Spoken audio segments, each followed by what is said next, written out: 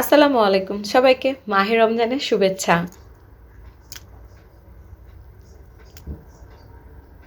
আজকের রেসিপিতে আমি আপনাদের সাথে শেয়ার করব কিভাবে এবং কি কি উপকরণ নিলে জিলাপির রেসিপিটা একদম পারফেক্ট হবে, মচমচে হবে এবং রসালো হবে এবং অনেক দিন ধরে আপনারা সংরক্ষণ করতে পারবেন।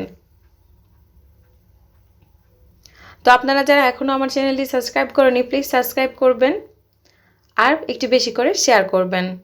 ভালো লাগলে একটা কমেন্ট করে জানিয়ে দিতে পারবেন। চলুন দেখিনি কিভাবে আপনারা জিলাপি তৈরি করবেন। আর জিলাপি তৈরি করার আগে প্রথমে জিলাপির শিরাটা তৈরি করে নিতে হবে, মানে চিনি শিরা। তার জন্য আমি 2 কাপ পরিমাণ চিনি এখানে ব্যবহার করছি।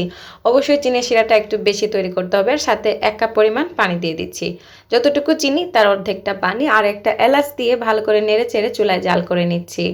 এরই মধ্যে চিনি গলে গিয়েছে আর চিনির শিরার মধ্যে বলক আসতে শুরু করেছে। এই পর্যায়ে আমি অ্যাড করে দিচ্ছি ফুড কালার। আমি এখানে অরেঞ্জ ফুড কালার দিয়ে দিচ্ছি 2 থেকে 3 ড্রপের মতো। আর এই অরেঞ্জ কালারটা দেওয়ার কারণে কিন্তু বাজারে যে জিলাপি কিনতে পাওয়া যায় একদম সেই রকমই দেখাবে। তারপরে আরও 1 মিনিট জাল করে দিয়ে দিচ্ছি লেবুর রস। এখানে আমি 1 চা চামচ পরিমাণ লেবুর রস দিয়েছি, যাতে করে চিনি শিরাটা ঠান্ডা হয়ে যাওয়ার পরে ক্রিস্টালাইজ মানে জমে না যায়। তো এই চিনি শিরাটা আমি আরও 1 মিনিট জাল করে নিয়ে চুলাটা বন্ধ করে একপাশে রেখে দিব। তারপরে আমি চলে যাচ্ছি জিলাপির জন্য ব্যাটারটা তৈরি করতে। জিলাপির ব্যাটারটা তৈরি করার জন্য একটা বোলের মধ্যে আমি একটা মগ স্টাইলের স্ট্রেইনার বসিয়েছি আর তার মধ্যে দিয়ে দিচ্ছি আধা কাপ পরিমাণ ময়দা। তারপরে আর এর সাথে দিয়ে দিচ্ছি আধা কাপ পরিমাণ বেসন আর সাথে দিয়ে দিচ্ছি আধা কাপ পরিমাণ চালের গুঁড়া। আমি কিন্তু একই কাপ ব্যবহার করছি। আপনারা কাপ বা বাটি দিয়ে যদি মেজারমেন্ট করেন তাহলে একই কাপে বা বাটিতে করে সবগুলো উপকরণ দিয়ে দিবেন। আধা কাপ হলে আধা কাপ আর 1 কাপ হলে আধা কাপ, মানে তিনটি উপকরণই এক সমান পরিমাণে নিতে হবে। তারপরে ভালো করে ঝেড়ে নিচ্ছে, এতে করে যে দানা দানা ভাবগুলো আছে সেগুলো চলে যাবে। তারপর আমি দিয়ে দিচ্ছি এখানে 1/4 চা চামচ পরিমাণ বেকিং সোডা। আজকের জিলাপিতে অবশ্যই বেকিং সোডাটাই ব্যবহার করতে হবে, বেকিং পাউডারটা ব্যবহার করা যাবে না। তারপরে খুব ভালো করে নেড়েচেড়ে সবগুলো উপকরণ মিশিয়ে নিচ্ছি। এখন দিয়ে দিচ্ছি পানি। পানি এখানে টোটাল আমার লেগেছে 180 ml, মানে 180 ml এর মতো। গুঁড়ির উপরে ডিপেন্ড করে আপনার পানি বেশি বা আর একটু কমও লাগতে পারে। তারপর খুব বেশি না, 180 ml এর জায়গায় আপনাদের হয়তো 190 থেকে 200 বা 170 ml লাগতে পারে। এর বেশি হলে কিন্তু ব্যাটারটা পারফেক্ট হবে না। তারপরে খুব ভালো করে নেড়েচেড়ে মিশিয়ে নিচ্ছি। আর পানিটা আপনারা খেয়াল করলে দেখতে পারবেন আমি একসাথে দিচ্ছি না, অল্প অল্প করে দিয়ে ব্যাটারটা তৈরি করতে হবে। একসাথে দেওয়া যাবে না, তাহলে কিন্তু ব্যাটারটা পারফেক্ট হবে না। অনেক সময় পানির পরিমাণটা আরেকটু কমও লাগতে পারে, তাই একসাথে দিতে গেলে তখন বেশি হয়ে গেলে ঝামেলা হয়ে যাবে। তো অল্প অল্প করে দিয়ে আমি ভালো করে নেড়েচেড়ে ব্যাটারটা তৈরি করে নিচ্ছি। আর 6 থেকে 7 মিনিট সময় রাখবেন এই ব্যাটারটা তৈরি করার জন্য, কারণ জিলাপির ব্যাটার যত বেশি ফেটে নেবেন তত ভালো হয় জিলাপির ব্যাটার। তো আমার এখানে জিলাপির ব্যাটারটা রেডি হয়ে গেলে আমি দিয়ে দিচ্ছি আবারও একটু ফুড কালার। একই ফুড কালার যেটা আমি চিনি শিরাতে ব্যবহার করেছিলাম, অরেঞ্জ ফুড কালার, এখানেও 2 থেকে 3 ড্রপ দিয়ে আবারও ভালো করে মিশিয়ে নিচ্ছি। তারপর আমি সর্বশেষ দিয়ে দিচ্ছি এখানে ঘি। আমি এখানে 1 চা চামচ পরিমাণ ঘি দিয়ে দিচ্ছি। ঘি না থাকলে বাটারটা ব্যবহার করতে পারেন বা 1 চামচ অয়েলও এখানে দিয়ে দিতে পারেন। দিয়ে আবারও খুব ভালো করে মিশিয়ে নিতে হবে। আপনারা চাইলে এই ঘিটা শুরুতেও ব্যবহার করতে পারেন, তারপরে গুঁড়ির সাথে হাতে মিশিয়ে নিলেই হবে। আবারও আমি নেড়েচেড়ে ভালো করে মিশিয়ে নিচ্ছি, যাতে করে ভালো করে ফেটা হয়। যত বেশি ফেটে নেবেন এই ব্যাটারটা তত ভালো জিলাপি হবে, কারণ জিলাপির জন্য ব্যাটারটা পারফেক্ট হওয়া খুবই জরুরি। ব্যাটার পারফেক্ট না হলে জিলাপি ভালো হবে না। জিলাপির জন্য ব্যাটারটা পারফেক্ট হয়েছে কিনা আমি আপনাদেরকে একটু দেখিয়ে দিচ্ছি। যখন উপর থেকে তুলবেন নিচে ছাড়বেন দেখবেন একটা দাগ কেটে নিচে যাচ্ছে, তাহলেই বুঝতে হবে আমাদের জিলাপির জন্য ব্যাটারটা পারফেক্ট হয়েছে। এখন জিলাপির শেপ দেওয়ার জন্য আজকে আমি ব্যবহার করছি জিলাপির একটা বোতল, যেটা দিয়ে নর্মালি দোকানে পাওয়া যায়, যে এই বোতলটা জিলাপি শেপের জন্য।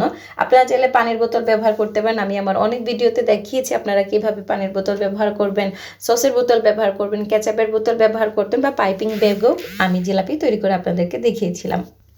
জিলাপিটা ভাজার জন্য আমি কড়াইতে তেল দিয়ে পর্যাপ্ত পরিমাণে গরম করে নিয়েছি। তেলটা অবশ্যই খুব খুব বেশি গরম হতে হবে, হাই হিটে গরম করে নিয়ে তারপরে জিলাপির ব্যাটারটা অল্প অল্প করে ছেড়ে দিচ্ছি। শেপটা আপনারা আপনাদের পছন্দ অনুযায়ী দিবেন, যেভাবে শেপ দিতে পছন্দ করেন, 2 পেজ, 2.5 পেজ, 1 পেজ, যেটা আপনাদের কাছে ভালো লাগে। আর কখন বুঝবেন জিলাপির জন্য তেলটা গরম হয়েছে কিনা? জিলাপির ব্যাটারটা দেওয়ার সাথে সাথে দেখবেন জিলাপিটা তেলের উপরে ভেসে উঠেছে। যদি নিচে জমে থাকে তাহলে কিন্তু ফ্ল্যাট হয়ে যাবে, সেই ক্ষেত্রে জিলাপিটা দেখতে ভালো লাগবে না আর রসটাও ভালো যাবে না। তো অবশ্যই খেয়াল রাখতে হবে তেলটা যাতে যথেষ্ট পরিমাণে গরম হয়। তো আমি জিলাপিটা ছেড়ে দিয়েছি, আর যখন এক পাশটা হয়ে গেছে উল্টে দিয়ে অন্য পাশটাও আমি কালার করে নিচ্ছি। আর এই জিলাপিগুলা একটু কড়া করে ভেজে নিতে হবে, মানে একটু কালার আসা পর্যন্ত, ডার্ক ব্রাউন কালার পর্যন্ত করে ভেজে নিতে হবে। তাহলে এই জিলাপিগুলা কিন্তু বেশি বেশি ক্রিস্পি হবে আর মচমচে হবে। তো এক পাশটা হয়ে গেছে, এখন আমি আরও কিছু জিলাপি আপনাদেরকে ভেজে দেখাচ্ছি। তো আমি আরও কিছু জিলাপি তেলের মধ্যে দিয়েছি, আর তেলে দেওয়ার সাথে সাথেই দেখছেন তেল থেকে কিন্তু জিলাপিগুলো উঠে যাচ্ছে। তো এইভাবে করে আমি সবগুলো জিলাপি ভেজে নিচ্ছি। যদি আপনারা না বুঝতে পারেন যে জিলাপি কটকটে হয়েছে কিনা, তখন একটু জিলাপির উপরে বাড়ি দিবেন, তাহলে একটা সাউন্ড শুনতে পারবেন, যেটা সাউন্ড শুনলে কড়কড়া বা কটকটে সাউন্ড যখন শুনবেন তখনই তেল থেকে জিলাপিগুলো উঠিয়ে নেবেন, উঠিয়ে একদম ডাইরেক্ট চিনি শিরার মধ্যে দিয়ে দিবেন। আর চিনি শিরাটা খেয়াল করবেন এই সময়ের মধ্যে যাতে ঠান্ডা না হয়ে যায়, ঠান্ডা হয়ে গেলে একটু গরম করে নেবেন, মানে আমাদের চিনি শিরাটা যাতে একটা আঙ্গুল যাতে ডুবিয়ে রাখতে পারেন চিনি শিরায়, ওই টেম্পারেচারটা যদি সহ্য করতে পারেন তাহলে বুঝবেন আপনার চিনি শিরাটা ঠান্ডা হয়নি, ওয়ার্মে আছে। তো এই অবস্থায় জিলাপিগুলো চিনি শিরার মধ্যে দিয়ে একটু চেপে রাখবেন, তাহলে চিনি শিরা দেখবেন জিলাপির মধ্যে একদম সুন্দরভাবে ঢুকে যাবে। তারপরে যখন দেখবেন কালারটা চেঞ্জ হয়ে গেছে তখনই চিনি শিরা থেকে জিলাপিগুলো উঠিয়ে নেবেন। 15-20 সেকেন্ডের মতো সময় লাগতে পারে। তো আমি এক এক করে জিলাপিগুলো ভেজে চিনি শিরায় দিয়ে উঠিয়ে নিয়েছি, আর এরই মধ্যে আমার সবগুলো জিলাপি ভাজা হয়ে গেছে। আশা করব আপনারা এই রমজানে যারা ব্যর্থ হয়েছেন জিলাপি তৈরি করতে, আজকের রেসিপি আপনারা যদি একবার ফলো করে তৈরি করেন 100% গ্যারান্টি দিয়ে বলছি আপনাদের জিলাপি 100% হবে। এটা হচ্ছে নফেল রেসিপি। তো আপনাদের কাছে যদি জিলাপির রেসিপি ভালো লেগে থাকে আমার চ্যানেলটি সাবস্ক্রাইব করবেন, লাইক করবেন আর বেশি বেশি করে শেয়ার করবেন। তো দেখতেই পাচ্ছেন একদম দোকানের মতো পারফেক্ট জিলাপি হয়ে গেছে। রমজান কিন্তু একদম শেষের দিকে, আপনারা কারা কারা জিলাপি পারফেক্টলি তৈরি করতে পেরেছেন আমাকে কমেন্ট করে জানাতে পারেন। এখন আমি একটা জিলাপি আপনাদেরকে ভেঙে দেখাবো আর সাউন্ডটা শোনাবো কত মচমচে ক্রিস্পি হয়েছে।